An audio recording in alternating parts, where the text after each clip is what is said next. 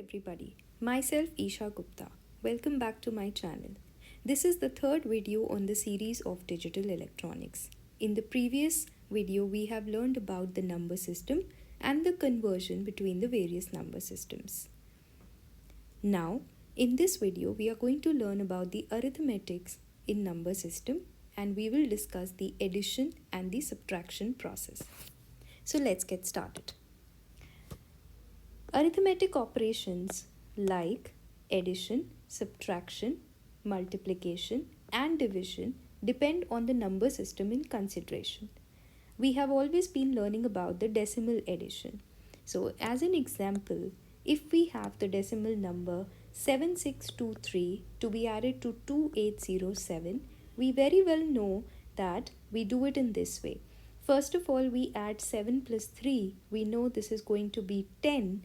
Now 10 in decimal number system, the digits exist from 0 to 9 and hence we understand that 10 will be represented as a carry equivalent to 1 and we will have the 0 written over here. Then we have 2 plus 1 which is 3, 6 plus 8 is 14, so we have 4 over here and 1 is taken as carry, and then we have 7 plus 1, 8 plus 2, 10. So basically if the addition is carried out for a number system with base r, then the sum must be a digit from 0 to r minus 1. If a number greater than this range is obtained, then we need to convert it to that suitable number system. So whenever we are performing addition, we are looking for the sum to be in the range from 0 to r minus 1 for any number system with base r. So with this concept, we will learn about the binary addition. The binary number system has two valid digits, that is 0 and 1. Now, if we perform 0 plus 0, this is 0, 0 plus 1 is 1, 1 plus 0 is 1. Now, the most important is 1 plus 1. Actually, 1 plus 1 we know it is equivalent to 2, but because the binary number system recognizes only two digits, that is 0 and 1, so we require to convert this obtained sum which is greater than the base minus 1, r minus 1 for binary. Hence, we need to convert it to from decimal to binary. So we write 2 over here and we divide it with the base, that is 2, in order to obtain the binary equivalent of the decimal number 2. With this division, we get the quotient equal to 1 and the remainder 0. We write the answer from bottom to up and we get that 2 can be represented as 1, 0 in binary, and hence 1 plus 1 is sum equal to 0 and the carry is equivalent to 1.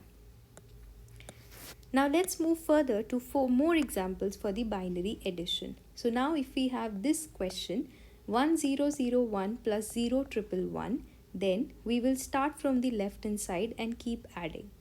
1 plus 1, we have just learned it is 0 with a carry 1. Then again 1 plus 1 is 0 with a carry 1. Again 1 plus 1 is 0 with a carry 1. And again 1 plus 1 is 0 with a carry 1. So you get the result as 1, 0, 0, 0, 0. Similarly, if we have 1, 1, 0, 0, 1 plus 1, 0, 0, 1, 0, then we again follow the same process. 1 plus 0 is 1, 0 plus 1 is 1, 0 plus 0 is 0, 1 plus 0 is 1, and this is special, 1 plus 1 is 0 with a carry 1. In this way, we can even do the octal addition. In case of octal, the rule is the same, that if the sum obtained is greater than 7, which is r minus 1, and for octal the base r is equal to 8, then we need to perform the decimal to octal conversion, and this process will generate a carry for you. So if you have the example 723 in octal plus 614 in octal, then this would be equal to 4 plus 3, which is 7. This is a valid octal digit. 2 plus 1 is 3. But when we do 7 plus 6, we are going to get 13. Now 13 is not a octal number and the sum that we are getting is greater than 7. And hence we need to convert this decimal number 13 to octal. we follow the conversion process from decimal to octal, and for this we divide this number with 8, which is the octal base, and we are getting the representation as 8 ones is 8, 13 minus 8 is 5. So hence we have 1 5, the representation of the decimal number 13 in octal. In the similar way, we can perform the addition of 27 and 35 in octal. 27 plus 35. We are performing octal addition. Again, 7 plus 5 is actually equivalent to 12, but 12 is not a valid octal number. So we will convert it to octal and we get this as 1 4. So we will write 4 over here and 1 as a carry, and then 3 plus 2 is 5 plus 1 is 6. So the answer is 64. Hence, we have the result. In the similar way, we can even perform the hexadecimal addition. The rule is the same. You need to add, and whenever the sum you get is greater than the base minus 1, in case of hexadecimal the base is 16, so we are looking for numbers greater than 15. Whenever you get a sum greater than 15, you have to perform decimal to hexadecimal conversion. So as an example, if we have FA plus 92, then we have A, which is equivalent to 10, plus 2 becomes 12, which is represented as C, and then F is 15 plus 9, which is equal to 24, and when we convert 24 to hexadecimal, we are going to get 18. So you can just check this.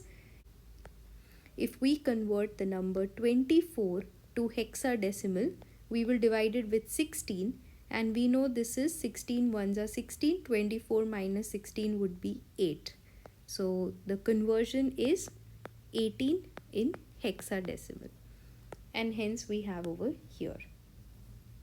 Similarly, we can even perform the addition BADC in hexadecimal plus 24BE. So we will try this. BADC plus 24BE. BADC plus 24BE, and we are trying to perform the hexadecimal addition. Now you know that in case of hexadecimal, A is 10, B is 11, C is 12, D is equal to 13, E is 14, and F is 15. So we'll just write this for our reference. Now we have the first thing is C, that is 12, plus E, which is 14. So we get the result as 26. Now 26 is not a valid hexadecimal number. We need to convert it to hexadecimal, and for doing this, we will divide it with 16. We get 16 ones are 16, and you will have A left as the remainder because A is equivalent to 10. So your hexadecimal equivalent would be A, and the carry would be 1. Now D is actually 13. 13 plus 1 is 14. 14 plus B will make it 25. Now you know that if we do the 25 conversion of 25 to hexadecimal, we are just going to get a 9 over here. So hence we can write like this. Now A is 10 plus 1 11 plus 4 15, and 15 is represented as F. And then we have B, which is 11 plus 2, which becomes 13, which is D. And hence the answer is DF9A. Similarly, you can try this question 231 in base 5 plus 404 in base 5, and you can check whether you're getting the same result. Let's move further, and now we are going to talk about the subtraction process. In case of subtraction, again we start with the decimal subtraction. We have an example 93 minus 25. We start from the left hand side. Now you see that 3 minus 5, because 3 is a less number as compared to 5. So 3 is smaller as compared to 5, and hence we need a borrow from the next digit. So what we do is we reduce 9 and we write 8 over here, 9 minus 1, and you get a 1 as a borrow. In case of subtraction, whatever you borrow is equivalent to actually the base for that number system. and hence when we borrow a 1 from here, we actually represent it as 10, and we say this will become 10 plus 3, that is 13, minus 5, which is 8. And then this is okay, 8 minus 2, because we are subtracting a smaller number from a larger. So we know this, and hence we come up to the rule that if we subtract a larger number from a smaller, then we need to borrow from the next digit. That digit needs to be reduced by 1, and the borrowed value would be equivalent to the base for that number system. With different number system, the base would change. And if we follow this rule, we can perform the subtraction for any base.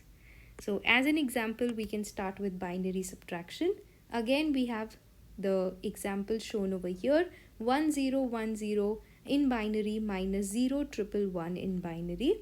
When we start, we see that at the first stage itself, we have 0 minus 1, and 0 is less as compared to 1, and hence you need a borrow. So what we do is we cut this 1 and we write 0 and borrow the base, which is 2. Now 2 minus 1 is 1. When we come to this position, again we have the same situation, 0 minus 1. So we need to borrow from the next stage, but you can see that the next stage is 0. So you cannot borrow from here. You have to go one stage ahead. We cancel this 1, write it 0, get a borrow, that is 2. Again cancel it, write it 1, and get a borrow, which is 2. Now we perform 2 minus 1, which is 1, and finally 1 minus 1 is 0, and this is 0 minus 0. So your result is 0, 0, 1, 1. Similarly, we can perform 1, 1, 0, 1, 1 minus 0, 1, 1, 0, 1. 1, 1, 0, 1, 1 minus 0, 1, 1, 0, 1. When we perform the subtraction, we start from here. 1 minus 1 is 0. 1 minus 0 is 1. Now you are having 0 minus 1. So you are subtracting a larger number from a smaller.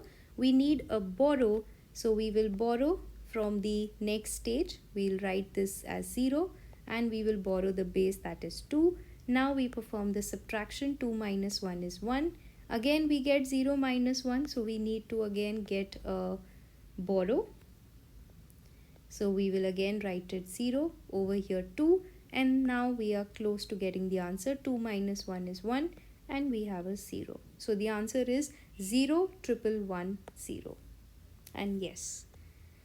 In this way we can do the binary subtraction, and now we come to octal subtraction. So we have the example 356 in octal minus 272 in octal. We start from here. 6 minus 2 is 4. 5 minus 7. Again we are subtracting a larger number from the smaller. So we need to take a borrow. So we will write 3, cut it, and you are going to reduce 1 from here. So you get 2, and you are borrowing the base. So base is 8 for the octal number system. Hence I have 8 plus 5, which is 13. 13 minus 7 is 6. And then 2 minus 2 is 0. So the answer is 64. In the same way, we can try 724 minus 675. 724 minus 675.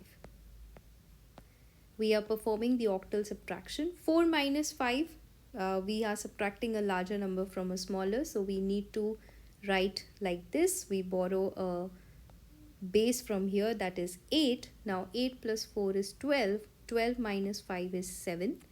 Then we have 1 minus 7. Again we need to borrow. So we make this 6 and we get 8. So 8 plus 1 is 9, minus 2 is minus 7 is 2. So we get 27, and this is 0. So the answer is 27 in octal. Similarly, we can perform the hexadecimal subtraction. So we have an example EA in 16 minus DBCF in 16. So we start from here. A is 10, F is 15. So we are subtracting a larger number from a smaller. We need a borrow. So we will cancel E, write it as D, because E is 14. 14 minus 1 is 13, which is represented as D in hexadecimal. So you borrow the base, which is 16. Now 16 plus 10 is 26. 26 minus 15 is 11, which is represented as B. Then we have D minus C, which is 1. Again, we have A minus B, so we need a borrow. So we will borrow from here. E will become D, and you get the base as the borrow. Again, 16 plus A is 26, minus 11 is 15, which is represented as F in hexadecimal. So the answer is F1B. In this way, you can perform the addition and the subtraction with different number systems. In the next video, we are going to learn about the multiplication and the division process. If you like this, then please like, share and subscribe and keep watching more videos. The link for this notes can be found in the description box.